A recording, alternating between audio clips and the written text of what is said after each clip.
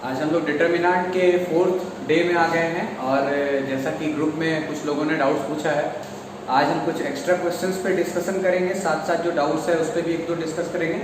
और ये एक्सरसाइज बहुत अलग टाइप का है। मैं बार बार आपको ये बात कहता आ रहा हूँ कि जो जो क्वेश्चंस आपको बताए जा रहे हैं, आप उन क्वेश्चंस को पहले 2-3 बार बनाएं, क्योंकि ये ऐसा एक्सरसाइज है ना, जब आपको अपने आइडियाज़ लगाने हैं क्वेश्चन को सॉल्व करने के लिए, तो अपने आइडियाज़ आएंगे तभी तो लगेंगे। और आने के लिए ज़रूरी है कि जो बातें बताई जा रही हैं वो बातें आपको प्रैक्टिस के थ्रू दिमाग में सेट हो जाए, याद हो जाए। चलिए आज एक और क्वेश्चन आपको बता रहे हैं। पहले इस क्वेश्चन में आप देख रहे हैं कि एक प्रूविंग करने को मिला है, प्रूव करने को मिला है 4ABC। जैसा कि आपको लास्ट डे के क्लासेस में हमने कहा है, लास्ट वीडियो लेक्चर्स में हमने कहा कि जो प्रूव करने को मिलता है उसमें आप या तो आपको डिटर्मिनेंट के एलिमेंट से आइडिया मिलेगा या तो प्रूविंग को देख के कुछ आइडिया मिलेगा। लास्ट डे के लास्ट क्वेश्चन में प्रूविंग को देख करके आइडिया मिला था कि जो प्रूव करना वो कैसे नजर आ सकता है, लेकिन इस क्वेश्चन में वैसा नहीं है कि जो प्रूव करना है वो देख के हमें आइडिया मिले, क्योंकि जो प्रूव करना है वो है 4ABC और यहाँ कहीं भी ABC मल्टीप्लाई में दिखाई नहीं दे रहा है, ना आता हुआ नजर आ रहा है। और आपको एक बात बताना चाहते हैं, याद दिलाना चाहते हैं, तब हम लोग क्या करते हैं कि एक चीज तो पता है ना, इस एलिमेंट को अगर ऑपरेट करना हो तो हम या तो इन दोनों की मदद ले सकते हैं या तो इन दोनों की मदद ले सकते हैं, और बाकी चारों का हेल्प हम इसके लिए नहीं ले सकते। ऐसा क्वेश्चन है जहां पर कुछ होता हुआ दिखाई नहीं दे रहा है। आपको याद होगा कि मैंने 1 1 1 वाले में कहा था कि आप 2 1 को 0 बना ले। उसका फायदा तो आपको याद होगा ना कि हमें आगे सॉल्विंग बहुत इजी वे में मिल गया था करने को, बहुत आसान हो गया था क्वेश्चन हमारे लिए। तो उस आइडिया को याद रखते हुए हम ये सोच रहे हैं कि अगर उस तरीके की चीज़ें नहीं आ रही हैं जो हमने पहले पढ़ा है, सेटिंग सीखा है, तो हम कोशिश ये करेंगे कि जो एक्सपेंडिंग करना होता है, चाहे वो रो 1 के अलॉन्ग एक्सपेंड करना हो, चाहे वो कॉलम 1 के अलॉन्ग एक्सपेंड करना हो, चाहे रो 2, चाहे कॉलम 3, कहीं से भी एक्सपेंड करना हो, अगर जिस रो या जिस कॉलम के अलॉन्ग एक्सपेंड करना है उसमें ज़्यादातर एलिमेंट्स अगर 0 हो जाते तो कितना अच्छा होता, हमें सॉल्विंग कम करना पड़ता। तो इसी आइडिया को आगे लेकर के चलते हैं और देखते हैं कि हम यहाँ क्या कर सकते हैं। अगर आप यहाँ B प्लस C को ध्यान से देख रहे हो तो ये B प्लस C इन दोनों से ऑपरेट हो सकता है या इन दोनों से ऑपरेट हो सकता है हेल्प से। तो अगर हम B और C को ऐड कर दें, प्लस कर दें दोनों को, तो B प्लस C हो जाएगा, और इस B प्लस C में से आने वाले B प्लस C को माइनस कर दें, तो वहां पर क्या बन जाएगा, पहला एलिमेंट 0। तो जब कोई रास्ता न दिखाई देता है तो हम कोशिश करते हैं कि मोस्ट ऑफ द एलिमेंट्स को हम 0 बनाएं, जिससे हमारा एक्सपेंडिंग के टाइम पर चीजें बिल्कुल आसान हो जाए। चलिए स्टार्ट करते हैं। जो एलएचएस है अपना B plus C A B C plus A B C A plus B। पहला टारगेट क्या हमने सेट किया है, क्या प्लान सेट किया है कि हम इस B और C को ऐड करने वाले हैं और इस B प्लस C में से माइनस कर देंगे उसको, तो वो जो ऊपर वाला B प्लस C है पहला वाला, वो क्या बन जाएगा, 0। तो प्लस माइनस प्लस जब हम बनाएंगे तो पहला प्लस तो बनाना ही नहीं पड़ेगा, फिलहाल तो इतना ही दिमाग में आ रहा है, पहले वो करते हैं, उसके बाद आगे देखते हैं क्या हो सकता है। तो R1 changes R1 minus R2 plus R3, ऐसे ही लिखना पड़ेगा। अब ध्यान से देखो कि हमने क्या प्लान किया है कि R2 R3 को ऐड करेंगे और R1 माइनस कर देंगे उसको, और बिल्कुल यहाँ ऐसा हमने लिखा। तो क्या हो जाएगा यहाँ पर, ये तो 0 हो जाएगा फर्स्ट वाला एलिमेंट। अच्छा, जो R2 है उसको तो कुछ नहीं होगा, जो R3 है उसे भी कुछ नहीं होगा, लेकिन ये जो R1 पूरा ये तो चेंज होगा ना। तो थोड़ा ध्यान से आप रफ में भी सॉल्व कर करके वहां पे लिख सकते हैं, जल्दीबाजी ना करें, सावधानी हटी और दुर्घटना घटी, ऐसा हो जाता है मैथ्स के अंदर। तो आप यहाँ पे R1 को अगर रखेंगे A, यहाँ रखेंगे C प्लस A, यहाँ C, जब आप माइनस करोगे तो आएगा -2C। ठीक वैसे ही अगर आप इसके लिए ऑपरेट करो तो A को यहाँ रखो, B और A प्लस B, तो रिजल्ट क्या आएगा, -2B। आप चेक कर सकते हैं, आप रफ में बना सकते हैं। आप A को यहाँ रखो, B को यहाँ रखो, A प्लस B को यहाँ रखो, जो R1 है उसको R1 की जगह पे, R2 को R2 की जगह पे, R3 को R3 की जगह पे, देखोगे आप ये रिजल्ट आया। अब हम आगे एक और चीज, जैसे ही हमने यहाँ तक बनाया तो एक आइडिया तुरंत यहाँ पे बनाते के साथ समझ आ रहा है। ये देखो यहाँ से -2 कॉमन निकल सकता है। आपको सर यहाँ -2 तो है नहीं, तो -2 0 में से तो हम जो चाहे कॉमन निकाल लें, 0 को क्या फर्क पड़ता है ना। तो -2 वहां से चलो कॉमन निकालते हैं। तो हम यहाँ पे क्या कर दे रहे हैं, -2 और क्या बच रहा है 0, यहाँ पर बच रहा है c, यहाँ बच रहा है b, बाकी को हमने क्या कर दिया एज इट इज लिख दिया। ठीक है, अब आप देखोगे यहाँ पे कि जो भी हमने यहाँ पे डिटरमिनेंट रेडी किया है, इस रो 1 में हमने एक 0 बना लिया है। तो अब अगर हम रो 1 में दोबारा कुछ चेंज करने जाते हैं तो डेफिनेटली जो 0 बनाए हैं उसको फिर असर पड़ेगा, 0 कुछ और बन जाएगा, तो हमें फायदा नहीं मिल पाएगा जिस काम के लिए हमने उसे 0 बनाया था। तो क्या हम कहीं और भी 0 बना सकते हैं? इसके लिए आप रो और कॉलम किसी को भी ऑपरेट कर सकते हैं, पहले ही आपको बता चुके हैं प्रॉपर्टीज ऑफ डिटरमिनेंट के पहले वीडियो लेक्चर में। तो आप देखेंगे यहाँ पर, आप देखो, आप ये सोच रहे हो सर ये वाला जो b है ना, इस b में से इस b को माइनस कर दें, मतलब r1 माइनस r2 कर दें, तो ये वाला b क्या बन जाएगा, 0 बन जाएगा। ये c भी तो 0 बना सकते हैं ना, R3 में से R1 को माइनस कर दें तो ये भी क्या बन जाएगा, 0 बन जाएगा। लेकिन इस बात का आप ध्यान रखें, हम R1 में और चेंज नहीं करना चाहते हैं, क्योंकि अगर हमने इस B को या C को 0 बनाने का सोचा तो ये 0 हमारे काम का नहीं रहेगा। तो क्या उसके अलावा और कोई एलिमेंट है जो 0 बन सकता है? बिकॉज जितना ज्यादा 0 बनेगा क्वेश्चन उतना ही ज्यादा आसान होता चला जाएगा। तो चलिए देखते हैं, ये तो दिख रहा है कि इस वाले B को हम क्या बना सकते हैं, 0 बना सकते हैं क्या कहीं से? आप देखो ध्यान से, इस वाले B को हम 0 बना सकते हैं, इस वाले C को, मतलब कि हम इस B को 0 बनाना चाहते हैं और इस C को भी 0 बनाना चाहते हैं। और चाहते क्या, बना सकते हैं इसलिए बना रहे हैं। आप फिर सोच रहे हैं सर ये B भी तो 0 बन सकता था, ये C भी तो 0 बन सकता था। फिर वही बात बोलेंगे कि अगर आपने इस B और C को 0 बनाने की कोशिश की तो पूरे कॉलम 1 में चेंज करना पड़ेगा, जिससे वो 0 बनाया हुआ हमारे लिए बेकार हो जाएगा। तो कोशिश ये रहेगी जो हमने 0 बना लिया उसको कोई इफेक्ट ना पड़े, इससे क्वेश्चन इजी बना रहे। ठीक है, तो आप इस B को 0 बना सकते हो इस B का यूज करके, है ना, या फिर इस B का यूज कर सकते हो। आप इस C को 0 बना सकते हो इस C का यूज करके, या फिर इस C का यूज करके, किसी से भी करो, लेकिन इस B और इस C को 0 बनाओ, इसको मत बनाओ, वरना जो 0 पहले से बना रखा है वो गड़बड़ हो जाएगा। तो चलो यहाँ पे हम बनाते हैं कि हम इसको कैसे बना सकते हैं, चेंज कर सकते हैं।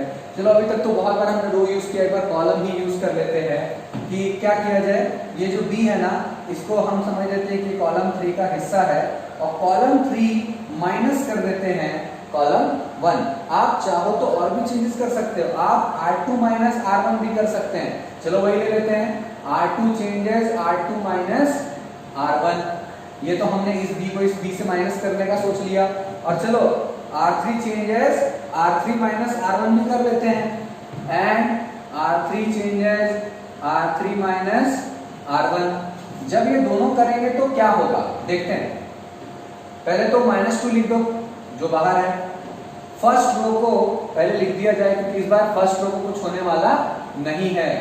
और इस सेकेंड रो पे चलते हैं हम लोग, तो R2 माइनस R1 का प्लान है B माइनस 0, B होगा R2 minus R1, R2 minus R1, C plus A minus C, क्या बचेगा, A बचेगा। देख लो, C प्लस A पहले लिखो, माइनस C और C कटेगा, क्या बचेगा A, B माइनस B, ये तो हमारा ही प्लान है 0 बनाने का, है ना।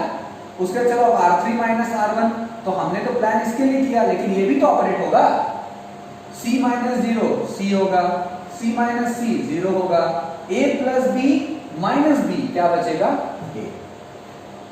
जितना 0 बना सकते थे हमने बना लिया, इस बात का ध्यान रखते हुए उस 0 को कुछ ना हो जिसको हमने पहले बनाया। अब आप एक्सपेंड कर सकते हो, चाहे तो रो 1 के अकॉर्डिंग, चाहे तो कॉलम 1 के अकॉर्डिंग, कहीं से भी एक्सपेंड करो। चलो कर देते हैं, एक्सपेंडिंग अलोंग R1। ध्यान से देखना, क्योंकि हम यहाँ पर प्लस माइनस प्लस में पहला वाला लिखने ही नहीं वाले। क्यों लिखें, 0 इंटू समथिंग तो 0 ही आएगा, तो हम सिर्फ माइनस C और प्लस B लिखने वाले, माइनस C और प्लस B, क्योंकि इसी में 4 एलिमेंट्स बचेंगे ना। अब आपको रूल तो पता ही है कि ये तो पूरा क्लोज हो गया है हमेशा के लिए, क्योंकि हमने एक्सपेंडिंग अलोंग R1 कर दिया है। तो कॉलम 2 को पहले बंद करोगे, B 0 C A, ठीक है। कॉलम 3 को बंद करोगे तो B के सामने लिखोगे इन चारों को, B A C 0। अब सॉल्व किया जाए, -2, यहाँ -C ऑलरेडी है, ये क्या left up minus left down, याद है ना, AB -0, तो क्या आएगा, AB आएगा इसके साथ। चलो एक काम करते हैं, इसको ऐसा लिख देते हैं -ABC। फिर यहाँ आ जाओ, B इंटू, यहाँ भी left up minus left down, तो B इंटू 0 क्या होगा, 0 -AC। तो यहाँ पर भी एक काम करो, लिख देते हैं -ABC। अब अगर आप ध्यान से देख रहे हो तो -2 और यहाँ -2ABC, दोनों मिलकर क्या बन जाएगा, 4ABC। ये हमारा हो गया RHS। देखो एक्सरसाइज ही ऐसा है कि आपको ना प्रैक्टिस करना पड़ेगा। मैंने आपको पिछले दिन कुछ क्वेश्चंस कहा था बनाने को, अगर आपने वो बनाया होगा तो आज मैं उससे आगे बात कर रहा हूँ, और डाउट्स भी जैसे जैसे आप पूछते जाएंगे वैसे वैसे बताते जाएंगे। हम लोग चलेंगे अगले क्वेश्चन की तरफ। आप कम से कम एक क्वेश्चन को जब हम बता रहे हैं तो आप उसको 2 बार कम से कम जरूर देखिए, एक ही क्वेश्चन को, और समझने की कोशिश कीजिए कि ऐसा क्यों किया गया, क्यों हमने प्लान किया कि हम B+C को 0 बना लें। आपको जब ये क्वेश्चन क्या होगा ना, ये एक्सरसाइज जब आप 2-3 बार बनाओगे ना, तो ये आइडियाज आपके दिमाग में सेटल्ड होंगे। और है ही ऐसा, जो जैसा है उसको वैसा ही ट्रीट करना पड़ेगा, चाहे इंसान हो और चाहे क्वेश्चन, उसी हिसाब से उसका सेटअप लेना पड़ेगा हम लोगों को। और ये एक्सरसाइज ऐसा। चलते हैं जल्दी से दूसरे क्वेश्चन की तरफ, इसको पहला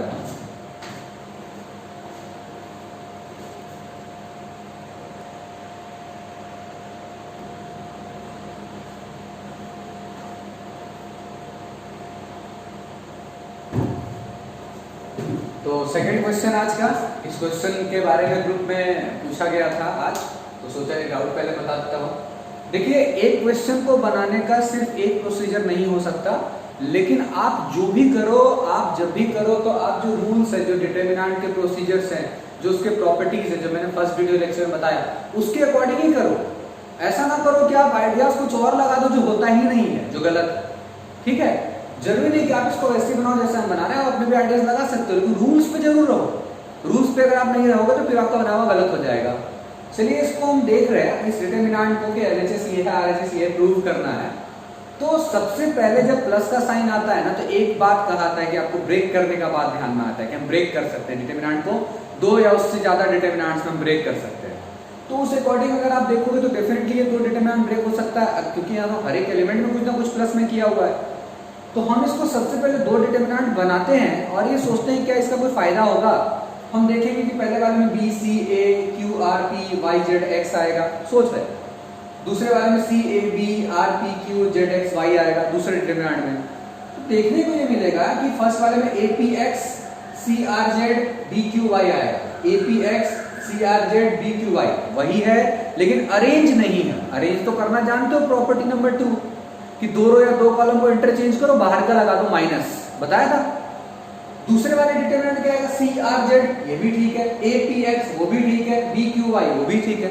मतलब दोनों डिटरमिनेंट में आ रहा है यही वाला डिटरमिनेंट, बस अरेंज्ड नहीं, उसको अरेंज करना पड़ेगा। तो चलो फटाफट ब्रेक कर लेते हैं। तो जो LHS है मेरा, उसको लिख रहे हैं B + C Q + R Y + Z C + A + B R + P P + Q Z + X X + Y। Break किया जाए, B C A Q R P Y Z X plus दूसरा वाला C A B R P Q Z X Y। पहले वाले सारे elements पहले वाले determinant में, दूसरे वाले सारे एलिमेंट्स दूसरे वाले डिटरमिनेंट में हमने डाला। देखो APX यहां भी है, BQY यहां भी है, CRZ यहां भी है, और जो प्रूव करना है वहां भी वही है, बस अरेंज नहीं है, अरेंज कर लो। तो यहां देखो कि APX प्रूविंग के हिसाब से कहां चाहिए, टॉप पे चाहिए। तो ऐसा आपको उस दिन बताया था, फिर से बता रहे हैं, ऐसा आप नहीं कर सकते कि इसको ऐसा उठाया, ऊपर से नीचे घसकाया, ऊपर बिठा दिया, नहीं। जब भी चेंज होगा तो अगल बगल वाले में ही चेंजिंग होगा, करस्पॉन्डिंग वाले में चेंज होगा। इसका मतलब है कि पहले R3 को R2 से चेंज होना पड़ेगा, मतलब R2 इंटरचेंजेस R3। सीखो कैसे लिखते हैं। देन क्या वर्ड यूज किया, देन, कि पहले हम R2 R3 को इंटरचेंज करेंगे, मतलब APX ऊपर जाएगा, CRZ नीचे आएगा। वो काम हुआ, एक बार माइनस मान के चलो कि बाहर हमने लगा दिया। अब हमारा APX R2 है, then R1 interchange as R2। मतलब समझो ध्यान से कि पहले हम R3 और R2 को इंटरचेंज करेंगे। ये समझो ये उठाया और ऐसा बैठा दिया, APX ऊपर CRZ नीचे। उसके बाद जब APX ऊपर आ चुका है और एक माइनस बाहर लग चुका है, अभी लगाएंगे, दिखाते हैं, 2 बार माइनस लगाएंगे। एक बार APX यहाँ आ चुका है, APX को सबसे ऊपर जाना है, तो फिर से हमने R1 R2 में इंटरचेंज किया। इसलिए यहाँ देन वर्ड का यूज जरूर करना। और 2 बार माइनस लगेगा क्योंकि 2 बार हमने इंटरचेंज किया, ठीक है। तो ऐसा लिखते हैं यहाँ पे -1 का whole square APX BQY CRZ। समझ में आया? -1 का हमने होल स्क्वायर कर दिया। अब इसमें आ जाओ, यहाँ भी सेम केस है। यहाँ पहले R2 और R1 को इंटरचेंज करो, R1 interchange as R2। Then अब समझो APX ऊपर चला गया, CRZ नीचे आ गया, CRZ को और नीचे लाना है, तो R2 इंटरचेंज एज R3। ये साइन किसका, इंटरचेंज का। मतलब यहाँ पर भी आपने पहले इस दोनों को इंटरचेंज किया, CRZ नीचे आ गया, फिर CRZ को और नीचे लाने के लिए R3 से उसको वापस इंटरचेंज किया, तो ये रिजल्ट आया। एक बार उसके लिए भी लिखेंगे, 2 बार माइनस लगाना पड़ेगा क्योंकि हमने 2 बार इंटरचेंज किया है, APX BQY CRZ। नोटिस करो ये -1 का होल स्क्वायर, -1 का होल स्क्वायर, ये तो दोनों 1 हो जाएगा।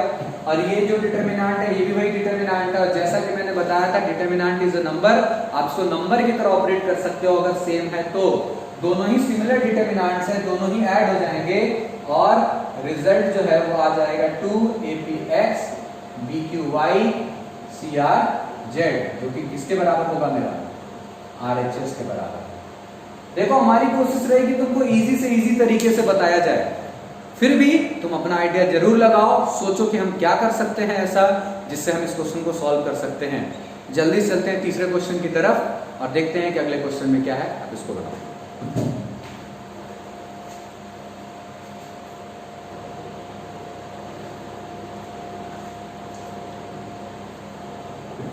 तो आ गए हैं हम लोग अब तीसरे और आखिरी क्वेश्चन आज का। बहुत ही इंपॉर्टेंट क्वेश्चन है और ये ऐसा क्वेश्चन है जिसमें वो सब कुछ करेंगे जो पिछले 2 क्लास में आपको बताया है। इसलिए आपको बार बार कह रहे हैं कि आप पिछले क्लासेस में बताए गए चीज़ों को अच्छे से प्रैक्टिस करें, तभी तो आगे की चीज़ें समझ में आएंगी ना। अगर आप फिर भी नहीं कर रहे हैं प्रैक्टिस तो फिर कुछ नहीं कहा जा सकता। तो आते हैं जल्दी से इस क्वेश्चन पे और देखते हैं इसमें कि आपको बताया था ना कि वही तीनों एलिमेंट अगर पूरे रो या पूरे कॉलम में हैं तो हम हमेशा उसको ऐड करते हैं और बाहर कॉमन निकाले। तो ओमेगा वाला क्वेश्चन याद करो आप। तो यहाँ पर भी कुछ वैसा ही देखने को मिल रहा है कि 1x² x 1x² x 1x² x, तीनों कॉलम में वही है, बस इधर उधर है। ऐड करोगे तो एक ही जगह सब कुछ सेम आएगा। रो में भी देखो तीनों को, तीनों रो में भी देखो सेम एलिमेंट्स 1x और x², यही 3 एलिमेंट हर एक रो में भी है और हर एक कॉलम में भी है। तो वहां से हम लोग अगर सोचते हैं कि हम तीनों को ऐड कर लें तो हम चाहे तो कॉलम 1 में ऐड कर ले तीनों को, या हम R1 में ऐड कर ले तीनों को, कहीं भी कर सकते हैं। जल्दी से स्टार्ट करते हैं क्वेश्चन को। जो अपना LHS है is 1x x² x² 1x x x² 1। और हाँ, अलजेब्रा का फॉर्मूला वगैरह आपको बहुत अच्छे से याद आना चाहिए क्योंकि हम लोग भी क्लास 12 का अलजेब्रा सेक्शन ही कर रहे हैं। मैट्रिसेस हमने पहले किया और डिटरमिनेंट हम अभी कर रहे हैं। और डिटरमिनेंट में ये खत्म तो समझो कि अलजेब्रा पोर्शन ही खत्म, क्योंकि इसके बाद जो चीजें हैं वो बहुत ईजी है और छोटी छोटी हैं बिल्कुल। तो हम यहाँ पर कॉलम 1 चेंज कर लेते हैं, column 1 plus column 2 plus column 3। क्या होगा, ये कॉलम 1 है मेरा, ये वाला चेंज होगा, बगल वालों से ऐड होगा, 1 plus x plus x², 1 plus x plus x², 1 plus x plus x²। देखो किसी को भी ऐड करोगे आएगा यही, बस हमने क्या किया एक जैसा लिख दिया ताकि समझने में आसानी हो, ऐसा ही करना चाहिए। बाकी को लिखते हैं x x² 1 x x² 1। Common निकलेगा, निकालो common. 1 plus x plus x² को हमने कॉमन निकाला, क्या बच गया भाई 1 x x² 1, यहाँ भी 1 x x² 1। ठीक, अब याद करो एक चीज जो बताया था वो तो यूज कर लिया। अब 1 1 1 दो 1 को क्या बना दे 0, R2 minus R1 R3 minus R1 जल्दी से करते हैं। तो R2 changes R2 minus R1 and R3 changes R3 minus R1। क्या हो जाएगा 1 plus x square 1x square करो 1 minus 1 0, फिर 1 minus x, फिर x minus x square 1 minus 1 0, x square minus x और 1 minus x square। आपको तो पता है ना कि अब ऐसा करने का मतलब है कि हम एक्सपेंडिंग अलोंग कॉलम 1 ही करेंगे, ताकि प्लस माइनस प्लस में से सिर्फ हमें प्लस को बनाना पड़े, बाकी ये माइनस में प्लस बनाने की जरूरत बिल्कुल ना पड़े। लिखते हैं यहां पर जल्दी से, एक्सपेंडिंग अलोंग कॉलम 1, कॉलम 1 तो हम एक्सपेंड कर रहे हैं, बाकी जो बाहर है वो तो बाहर रहेगा ही ना। 1 plus x square बाहर है, बाहर रहेगा। तो अब एक काम करते हैं, पूरा नहीं लिखते हैं, बस जो बच रहा है उसी को लिखा जाए, ठीक है। यही चारों बचेंगे ना, लिख देते हैं। 1 बाहर लिखने का तो कोई मतलब नहीं, 1 लिखो ना लिखो कोई फर्क नहीं पड़ता है। तो 1 minus x minus x square है ना, x square minus x और 1 minus x square। क्या कहा था आपको, इतना करने के बाद देखो प्रैक्टिस पीछे वाला रहेगा तो ही समझ में आएगा, क्योंकि मैंने जो पिछले क्लासेस में बातें बताई हैं उसी को यूज कर रहा हूं। अगर पिछले क्लास वाला प्रैक्टिस नहीं करोगे तो फिर कुछ नहीं किया जा सकता भाई, फिर आप अपने रिस्पॉन्सिबल खुद ही हो। तो आप चलो यहाँ पर एक काम करते हैं, 1 plus x square जो मैक्सिमम पॉसिबल कॉमन हो वो निकाला जाए। देखो यहाँ पे 1 minus x है, अगर इसमें x कॉमन ले ले तो क्या हो जाएगा 1 minus x। इसमें आप देखो अगर माइनस x कॉमन ले ले तो क्या होगा 1 minus x होगा। और इसको क्या लिख सकते हैं 1 plus x into 1 minus x, a plus b into a minus b। अब जल्दी से जो कॉमन निकल रहा, फर्स्ट रो से भी 1 minus x, सेकेंड रो से भी 1 minus x, तो क्या हो गया 1 minus x, 1 plus x square और क्या निकल रहा 1 minus x। क्या बच रहा है, यहाँ पर बच रहा 1, यहाँ x, यहाँ minus x और यहाँ पे क्या बच रहा 1 plus x। हमने फर्स्ट रो से भी 1 minus x कॉमन निकाला, सेकेंड रो से भी 1 minus x कॉमन निकाला। अब देखो अगर तुम्हें फॉर्मूला ठीक से याद हो कि a minus b a square, मतलब 1 को 1 स्क्वायर समझ रहे हैं, ab x को समझ रहे हैं 1 into x plus b square, मतलब a minus b a square plus ab plus b square aq minus bq। तो 1 minus क्या हो जाएगा ये x क्यूब, और क्या बच गया 1 minus x, ये तो बचा हुआ है अभी। अब इसको करो लेफ्ट अप, मतलब 1 plus x और यहाँ माइनस में फिर लेफ्ट डाउन होता है, तो यहाँ पे माइनस x स्क्वायर, तो माइनस माइनस क्या हो जाएगा प्लस x स्क्वायर। इसको बनाना नहीं ऐसा, ये सिर्फ समझाने के लिए बनाते हैं, रिपीट कर रहे हैं। यहाँ हमने इन सबको मिला करके फॉर्मूला है ना aq माइनस bq का, a minus b a square plus ab plus b square, इसी फॉर्मूला का हमने यूज किया कि a माइनस b मतलब 1 minus x, फिर 1 square plus 1 into x plus x square. ऐसा इसको समझ सकते हैं कि नहीं, इसलिए हमने क्या लिखा aq माइनस bq, तो 1 का क्यूब तो 1 ही होगा। अब आप देखो यहाँ फिर एक बार वही चीज आया है, क्या होगा 1 minus x cube 1 minus x cube, दो बार आ गया 1 minus x क्यूब का होल स्क्वायर, ये हमारा क्या आ गया RHS। तो पिछले क्लासेस में जो भी आपको बताया है ना उसी का यूटिलाइज करके हमने इस क्वेश्चन को सॉल्व किया। बहुत ही इंपॉर्टेंट क्वेश्चन है, काफी बार एग्जाम में आ चुका है। अगले क्लासेस में हम लोग थोड़ा लंबा क्वेश्चन देखेंगे, क्योंकि अब हमने आपको लगभग सारी चीजें बता दी हैं, तो नया आइडिया तो मे भी आ भी सकता है एक आध इधर से, लेकिन आप कोशिश करो बाकी क्वेश्चंस को सॉल्व करने का। अगले क्लास में कुछ नई चीजें आपको बताएंगे, तब तक आप इन सबको सॉल्व करो और ठीक से समझो, क्योंकि बहुत ईजी है। लेकिन तब जब आपने पिछले क्लासेस में बताए गए क्वेश्चंस को प्रैक्टिस किया हो, तब हम एक्सपेक्ट करते हैं कि आप लगातार सारे वीडियोस को फॉलो कर रहे होंगे और आप ठीक से पढ़ते रहिए, क्योंकि जैसे ही क्लास खुलता है सबसे पहले टेस्ट होगा। कुछ दिन बचे हुए हैं खुलने में क्लासेस को, और तब तक आप ठीक से पढ़ते रहिए। ओके।